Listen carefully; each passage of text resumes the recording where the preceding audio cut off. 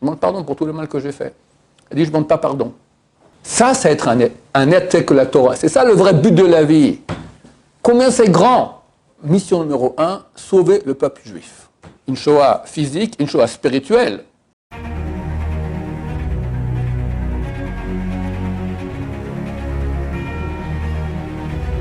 Ce jour est dédié pour l'élévation de l'âme de Prosper Mesoud Ben Rachel.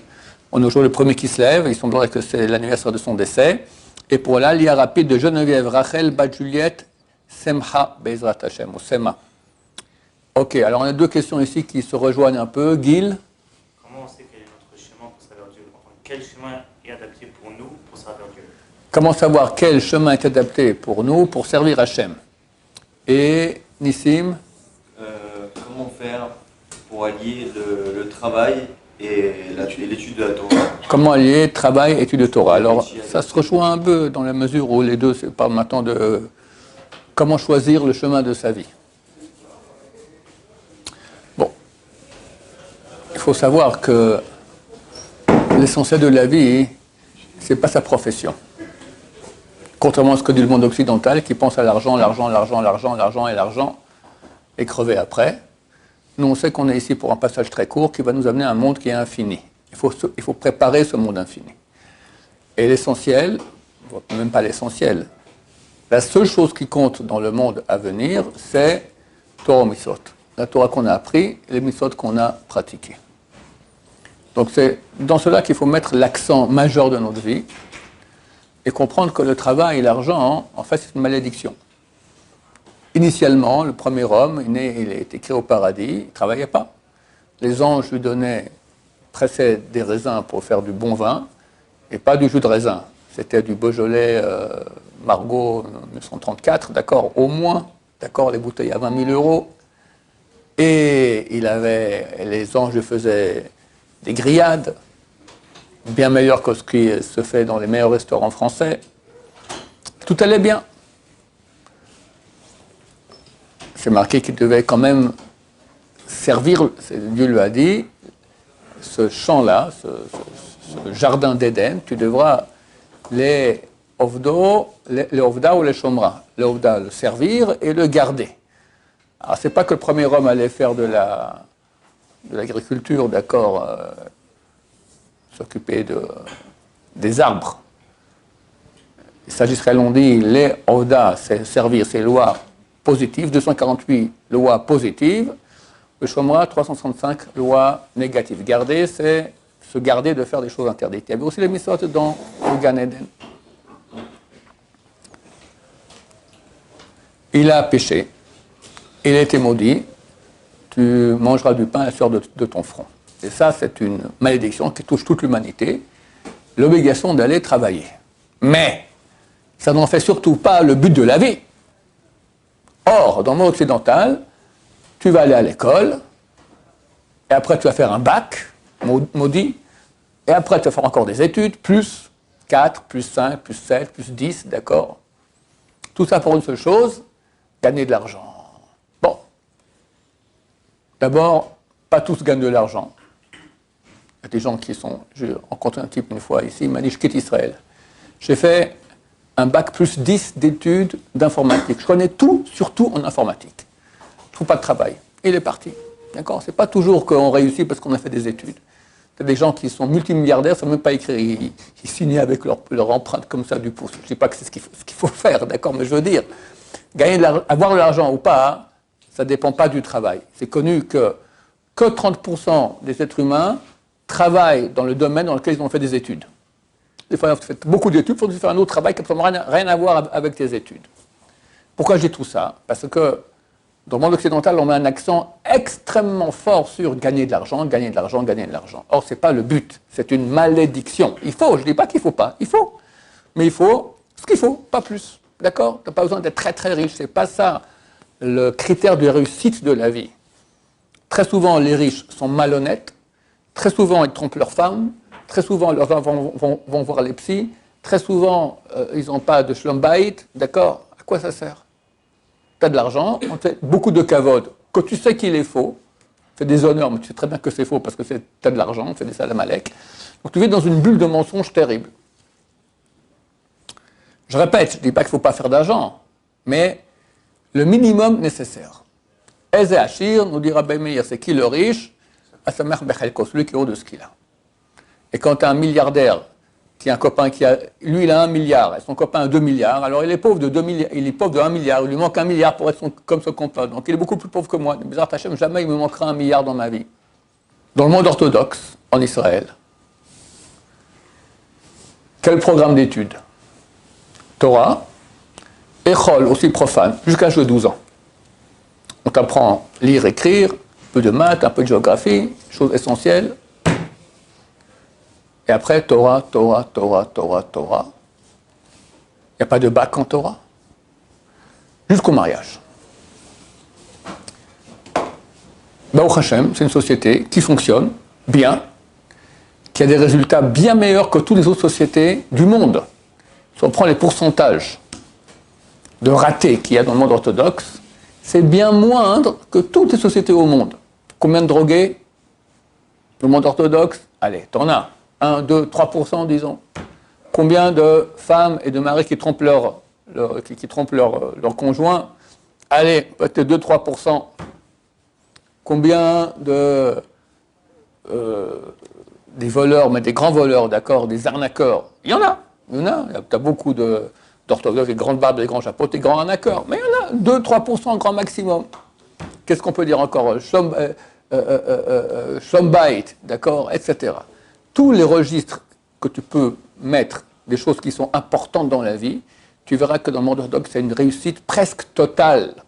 Alors que dans le monde non religieux, dans toutes les sociétés, je ne parle pas peut-être des petits villages en Afrique où ils ne savent absolument pas encore même parler, peut-être que c'est différent.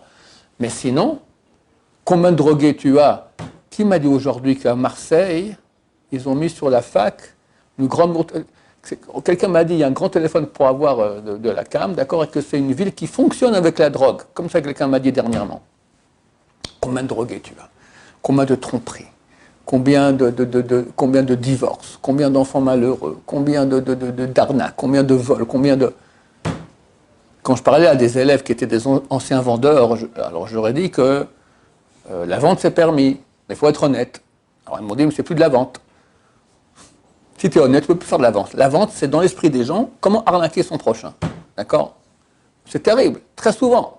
Très souvent. Donc, la Torah, pour répondre à ta question, elle met l'accent sur toi et pas sur ta poche. Comment réussir? C'est pour ça que dans le monde orthodoxe, on va enseigner la Torah aux élèves jusqu'au mariage.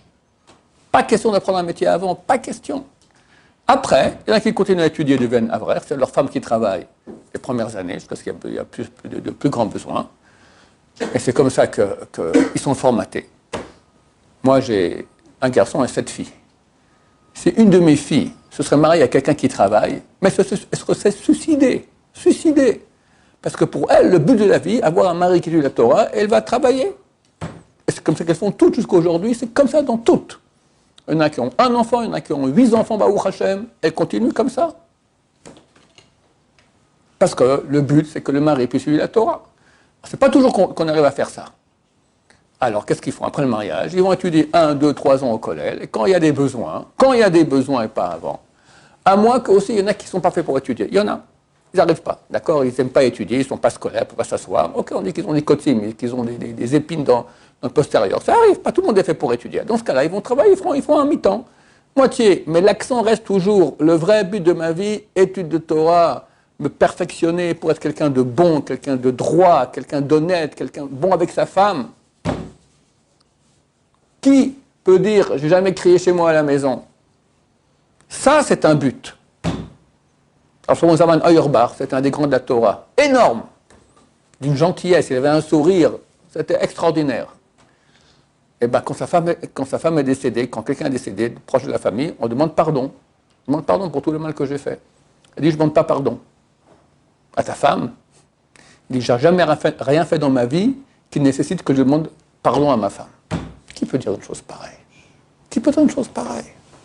Ça, c'est être un être tel que la Torah. C'est ça le vrai but de la vie. Combien c'est grand? Oui. Mais la malédiction du travail, elle a été C'est vrai. sur l'homme. C'est vrai. Et là, dans le monde orthodoxe, C'est vrai. le monde, que l'homme, il avait le vie. Alors ta question est tout à fait vraie. L'homme étudie dans le monde orthodoxe, les hommes étudient la Torah, c'est la femme qui prend 3 malédictions.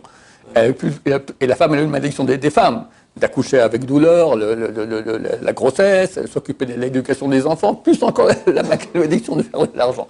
La fois que l'homme, il est pépère, c'est pas pépère, il étudie jour et nuit, mais ok. Absolument vraie ta question. Simplement, il faut comprendre que, originellement, le peuple d'Israël devait vivre comme ça. Si tout le peuple d'Israël vit ainsi, avec Torah comme point essentiel, et travail comme point accessoire. Alors, la société était comme ça. Les gens travaillaient 2-3 heures le matin, ou plus tard, et après, ils allaient étudier la Torah. Et il y avait une protection sur le peuple d'Israël, parce que le peuple d'Israël pratiquait la Torah. Mais aujourd'hui, tu as une assimilation, on peut dire, sans mentir, les gens n'aiment pas codifier les chiffres, par exemple, c'est moins 80% facile d'assimilation. Le 20% qui reste, 80% qui ne pratiquent même pas Shabbat, qui ont un statut de non-juif, quelqu'un qui ne pratique pas Shabbat en public, il a un statut de non-juif à certains égards. Donc combien il nous reste maintenant? 4% du total. 4% du total qui sont très très très légers, et tu prends 10%, ça fait 0,4%, d'accord, qui vont étudier la Torah. Pourquoi? Parce qu'il faut contrebalancer la situation très malheureuse spirituelle du peuple d'Israël. Il n'y a jamais eu autant d'étudiants en Torah, donc je comprends pas le... C'est vrai qu'il n'y a jamais eu autant, mais c'est quelque chose de tout à fait nouveau, contre lequel les ennemis d'Israël se sont beaucoup battus, les ennemis du peuple d'Israël lui-même, d'accord. Mais même si tu prends aujourd'hui, où il y a un beau chiffre, combien ils sont étudiés? 200 000 étudiés? Je crois qu'il n'y a pas plus que cela, d'accord? On va dire que 200 000, hein? Ouais, je pense un peu plus. Voilà, allez, tu veux 300 000? Pas de problème. 300 000 qui étudient sur combien? Sur 15 millions de juifs, combien ça fait? En pourcentage? 2%. C'est ça? 2%. Maintenant, si le reste était pratiquant, travaille mais pratique, fait ses 2 heures de Torah par jour, ça va, tu as raison. Mais ce n'est pas le cas. La majorité, je dis 80%, je vais dire 50% s'assimilent. Ils se sacrifient pour sauver tout le peuple entier. Bien sûr, bien sûr. Et les grands de Torah. C'est la femme qui prend tout. Écoute, les grands de Torah, leur mission numéro 1, sauver le peuple juif. Et nous, on sait que le peuple juif, son destin dépend du niveau spirituel du peuple. Maintenant, on est ensemble. On est ensemble. Tous. Quand c'est une seule, Yaakov Nachalato, Chevel Nachalato, Yaakov, la corde de son héritage. On est comme une corde. Et les grands tzadikim en haut et les grands rachaim en bas. Un rachat fait un péché, il baisse le niveau de tout le monde. Un tzadik fait une grande mitzvah, il fait monter le niveau. On est ensemble sur la même corde, on est unis, on a un harevut, une responsabilité commune. Donc, les grands de la Torah doivent faire en tout ce qui est possible pour qu'il y ait plus de mérite au peuple d'Israël. C'est évident. Maintenant, on ne dit pas à tout le monde, toutes les femmes, allez travailler pour que votre mari étudie. C'est une minorité du peuple juif, c'est les commandos. D'accord? Et celui qui peut rentrer là-dedans, c'est certain que c'est excellent et c'est très bien. Ce n'est pas normal comme situation, mais on n'est pas en situation normale, en situation d'exil. On sort d'une Shoah physique, une Shoah spirituelle. Tu comprends que lorsque l'État d'Israël a été créé, il y avait ici 200 familles religieuses. 200! C'est rien! Et l'État a tout fait. Ben Gurion a dit, dans 20 ans, il n'y aura pas un seul religieux dans ce pays. Ben Gurion. Il s'est planté, Baruch Hashem. Parce que les enfants, d'abord, Chazonish a dit lui-même. Chazonish est décédé en 1954. Il a dit, on va gagner, parce qu'on fait plus d'enfants que les non-religieux. C'est quoi la moyenne de natalité dans le monde orthodoxe en Israël? 7 enfants. 7,2. C'était comme ça il y a 10 ans, je ne pense pas que ça a tellement changé. 7,2 enfants. Et on fait un petit calcul. Sur 20 ans, de 20 à 40 ans environ, une femme orthodoxe ici, elle amène 7 enfants. Ok, après ces enfants, à elle, les 7, ils vont aussi faire 7 enfants. C'est 7 fois 7, 49. On arrondit aussi un petit virgule 2, 50. Après 40 ans, tu as 50, il y a 50 enfants qui sont nés. Après 60 ans, il faut faire x 7. Combien ça fait? 350. Après 80 ans, x 7. 350 x 7, 2450. On arrondit à 2500. 80 ans. Après un siècle, tu as 2500 x 7, 17 500. On arrondit à 18 000. Après un siècle, tu as 18 000 descendants. Après 120 ans, tu as combien 18 000 fois 7. Non, dis-moi le chiffre. 70, 56, 70, 56, ça fait 126 000. Après 120 ans. Après 140 ans, 800 000. 800 000, c'est Jérusalem aujourd'hui. Chaque couple religieux en Israël, il a en moyenne, après 140 ans, 800 000 descendants. Donc ici, c'est tout le pays d'Israël. Donc ça va très vite. Alors que la moyenne chez les non-religieux, je crois que c'est même pas 2 enfants. Pourquoi je suis arrivé à tout cela ? Parce que j'ai expliqué que les grands d'Israël, donc au début de l'État, il y avait une situation de Shoah physique et spirituelle. Il fallait remonter les mérites du peuple d'Israël. Aujourd'hui, on y arrive, mais grâce à Samachach, il arrive. Donc pour cela, on vit dans une situation qui est anormale. C'est comme quelqu'un qui va sous l'eau. Il peut respirer normal. Il a bu un schnorkel, un tuba, et comme ça. D'accord ? On est en situation sous l'eau. On est en exil. Il y a un truc très très intéressant dans le corps. Si quelqu'un, par exemple, les veines de ses jambes sont sectionnées, alors le corps va faire en sorte d'utiliser les petites veines, qui n'est pas du tout leur fonction, pour faire passer le sang vers le bas du pied. C'est des situations de crise où le fonctionnement change. Le peuple d'Israël en exil, il a dû prendre un fonctionnement anormal pour que le peuple d'Israël puisse survivre. Ok ? Alors on vient à ton sujet. Comment choisir maintenant quoi ? Alors, il faut savoir que l'essentiel, c'est donc moi-même. Moi, c'est mon Olam Haba, le peuple d'Israël. C'est-à-dire plus de Torah, plus de sainteté, plus de proximité de Dieu, etc. Dans cette mesure, je dois choisir un métier qui est compatible avec cela. Si c'est un métier où je dois mentir, ça ne va pas. Si c'est un métier où je dois faire Hilul Shabbat, ça ne va pas. Si c'est un métier où il y a des hommes et des femmes, et puis très souvent, il y a des grands malheurs qui arrivent comme ça, d'accord ? Combien on me raconte d'histoires au travail ? Un homme et une femme sont commencés à parler, machin, ils ont fini au lit, d'accord ? Alors il y en a même qui ont commencé ici à Jérusalem, ils ont mis hommes séparés, femmes séparées. Mais à la cafette c'est ensemble. Et là-bas, il y a eu qui sont connus et qui ont fini au lit aussi ensemble. Ça veut bien séparer, faut faire attention.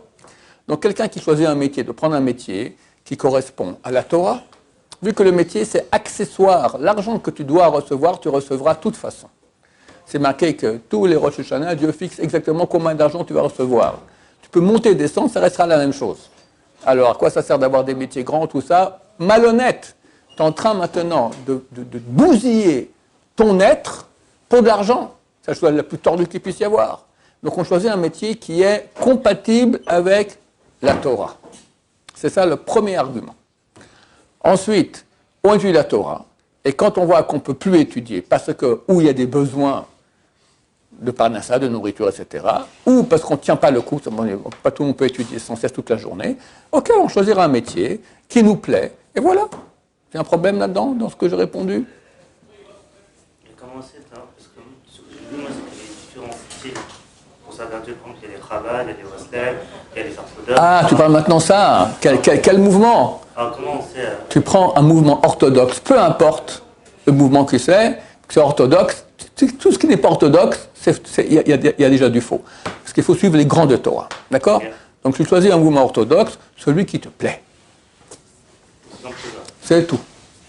Terminé. Oui. Comment on peut expliquer que les tzadikim, dans l'histoire, on a raconté énormément, ont travaillé. Ils ont fait une grande partie. C'était à l'époque où on ne vivait pas en situation. Prends le Maroc, il y a 3 siècles. Rabbi Hamed Nattar était bijoutier. Ah, et voilà, puis il finissait à 10 h du matin, il finissait son travail, il partait étudier la Torah. C'était un des grands de Torah. Mais au Maroc, mais tout le monde était pratiquant. Ça n'existait pas un Mechalel Shabbat. Ça n'existait pas un truc pareil. Tout le monde étudie la Torah. Alors quand c'est comme ça, alors c'est très bien, ça c'est le mieux, ça c'est le top. Un travail accessoire, essentiel Torah, mais tu as un travail. Mais quand j'ai expliqué maintenant, le peuple d'Israël, la majorité s'assimile, ça veut dire devient goy, le peuple d'Israël est en danger. Tu ne peux pas te permettre de baisser le niveau spirituel du peuple en faisant qu'il y ait moins de Torah. Donc il faut une élite qui étudie la Torah toute la journée. Et eux contrebalancent. le manque de spiritualité de la majorité du peuple. C'est simple à comprendre. Et, comment elle a choisi cette élite? C'est-à-dire que des gens qui choisissent par eux-mêmes, ou des gens qui choisissent même pas? Les grands de Torah, ils ont poussé le monde orthodoxe à ce que leurs enfants aillent au Cheder, apprennent la Torah, et à part une petite formation jusqu'à l'âge de 12 ans, rôle de profane, Torah, Torah, Torah, Torah et re-Torah. Ils ne sont pas conscients qu'ils font cette mitzvah-là, c'est-à-dire que... Bien sûr. Je pense pas. Les orthodoxes? Non, pas tous en tout cas. Il y en a plein que c'est parce que voilà, Non, bien sûr qu'ils Il a raison, comme il connaît ça. Bien sûr qu'ils sont conscients, bien sûr. Ils savent très bien que le monde tient sur eux. Il n'y a aucun doute là-dessus. Aucun. Il y en a beaucoup qui ont des mauvaises méthodes pour autant. Raph. Il y a de... Je ne dis pas que le monde orthodoxe est parfait. Il est plein de problèmes. Mais si tu fais une étude comparative entre eux et le monde non religieux, ben, il n'y a pas photo. Je ne dis pas qu'on est parfait. Mais en tout cas, les grands Torahs essaient de créer une société qui est quand même la société la plus réussie au monde. Quand même. C'est quand même bien. Et c'est clair, je te dis, c'est certain. Les Bochei Yeshivot, d'accord, ils étudient jour et nuit. Pourquoi? Pourquoi? Ils comprennent que le monde tient sur eux. C'est très clair. D'ailleurs, on leur redit ça sans cesse. C'est pas pareil. Dès que tu as une femme et un enfant, tu dois assumer une situation... Ouais. Je dis pas... Après, le jour maintenant, le type, quand il se marie, effectivement, il y a une responsabilité. Alors, soit la femme, elle va trouver il se marie avec une femme qui demande, moi, je veux que tu étudies et je travaille, jusqu'à ce qu'on n'en peut plus, et là, tu sortiras travailler. Ou il va travailler tout de suite, il n'y a aucun problème. C'est tout à fait légitime pour ce dont on a besoin. Mais savoir que l'essentiel reste, le point de gravité reste l'étude de Torah, et le reste, c'est la malédiction qu'il faut aussi réaliser, hélas. Ça ne te va pas?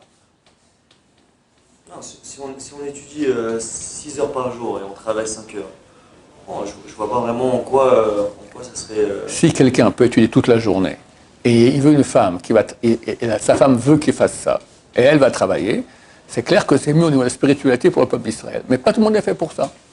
Il y en a qui ne veulent pas que leur femme travaille, d'accord? Ils ne veulent pas être au crochet de leur femme. C'est un problème peu importe, chacun choisira ce qu'il veut, d'accord? Mais l'essentiel étant que ce qui est important dans la vie, c'est me réaliser en me rapprochant de Dieu le plus possible, et par cela aussi, je fais beaucoup de bien au peuple d'Israël. Ça, c'est l'essentiel. Et en fonction de cela, je devrais choisir quel métier, combien de temps, etc. Mais c'est tout à fait, on va dire, pour quelqu'un qui n'est pas né dans le monde orthodoxe, et il décide maintenant qu'il va travailler 5 heures et va étudier 6 heures, c'est très très louable, c'est très très bien. Oui. Et comment c'est pour nous actuellement si, plus tard, on doit continuer enfin, si on doit avoir un plein temps? C'est trop tôt. C'est trop tôt pour choisir. Toi, tu vas d'abord étudier la Torah. Tu vas grandir en Torah, puis tu arrives à l'âge où tu vas te marier. Tu verras. Pour toi, ça sera impossible de quitter le pupitre et d'étudier. Je ne peux pas sans étudier. Ou bien non. J'attends de pouvoir me marier, pouvoir arrêter d'étudier, j'en peux plus. D'accord? Ou ce qu'on fait d'habitude, le cas le plus courant. La femme, elle accepte que pendant quelques années, tu vas étudier, et tu te mets 1 année, 2 ans, 3 ans. Au bout d'un moment, ou bien tu t'arrêtes, ou on continue et tout le monde est content. C'est très rare que quelqu'un, à l'âge de 20 ans ou 23 ans, dans le monde orthodoxe, il se marie, il sait ce qu'il fera 10 ans, 20 ans plus tard. Il commence comme ça, et puis après, Dieu aide. Oui. Mais on a une histoire qui est rapportée sur justement l'État d'Israël à l'époque, il y avait sous la monarchie, avec... Christian Wameler. Ouais. Quand on explique qu'il avait instauré une loi qui n'était pas de base dans la Torah, que celui qui sortait du Beth Midrash mourait. Ouais. Et on explique justement, c'est une preuve encore plus qu'aujourd'hui, il est en organisation dans l'exil, il faut étudier toute la journée. Parce je ne sais pas si c'est écrit là-bas qu'il sortait et personne ne travaillait. Non, il étudiait tout constamment d'ailleurs. Non, je ne pense pas. Comment il faisait ça?